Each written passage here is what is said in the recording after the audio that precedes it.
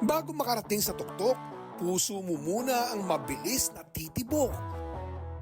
Bukod sa tibay ng sikmura, kailangan din tibay ng binti at braso.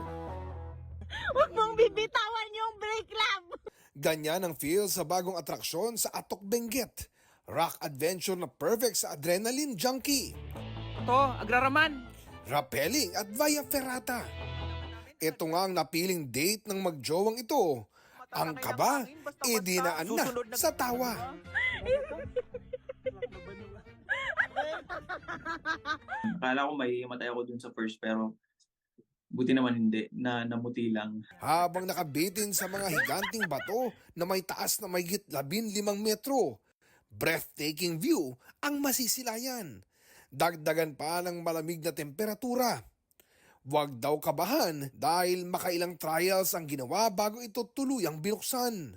Mga professional din daw ang kanilang staff. Pero kung takot sa rappelling, pwedeng mag-camping, tanaw ang City of Pines.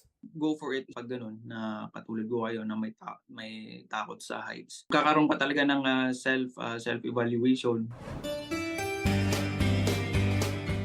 Dito sa home of the country's finest cowboys, na Bukidnon, tiyak ang magulong isip ay hihinahon.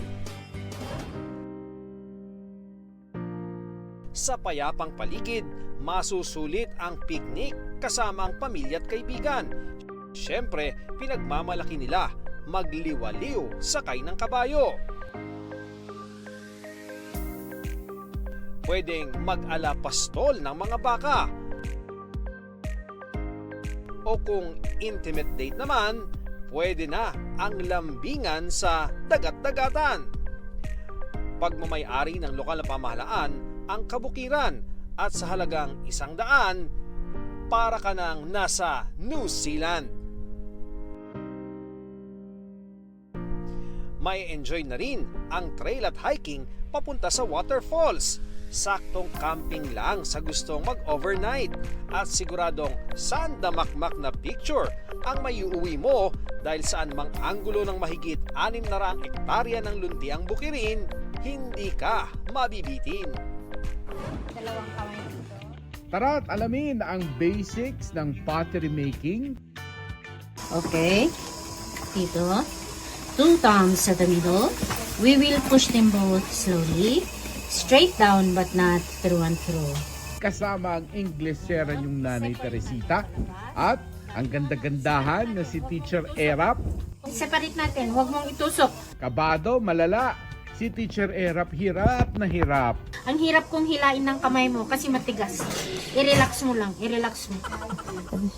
Ito ang nakakaaliw na tutorial moment kay Erap Gutierrez. Ang pottery making sa Sagada talagang sinadya pa nila para hands-on itong ma-experience. Pero kung gaano kahinhin itong si Erap, gano'n naman katikas ang kanyang mga kamay. Hindi naman daw galit si nanay. Ba't kumaganyan? Pero trust her way. 2 dekada lang naman niyang kabuhayan ang paghuhulma ng mga clay. Oh, yan. Nakarelax siya. Very good. Good job. O, di ba? Slay. Sa loob ng Intramuros, Maynila, maaari mo nang makumpleto ang bisita iglesia. Pwedeng unahin ang Manila Cathedral. Very solemn, saka ang ganda talaga ng church natin. Maglakad lang ng kaunti, mararating na ang Our Lady of Guadalupe Chapel sa loob ng Fort Santiago.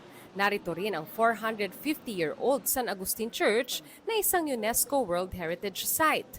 Sa labas ng simbahan, nakaset up na ang mga Stations of the Cross. Prayer, tapos kasama na yung mag-reflect ka. Nariyan din ang Father Wilman Chapel sa Potenciana Street. Sunod na puntahan ang Santa Rita Chapel sa loob ng Mapua University. Dalawin din ang Chapel of the Most Sacred Heart of Jesus sa loob ng Lyceum of the Philippines University.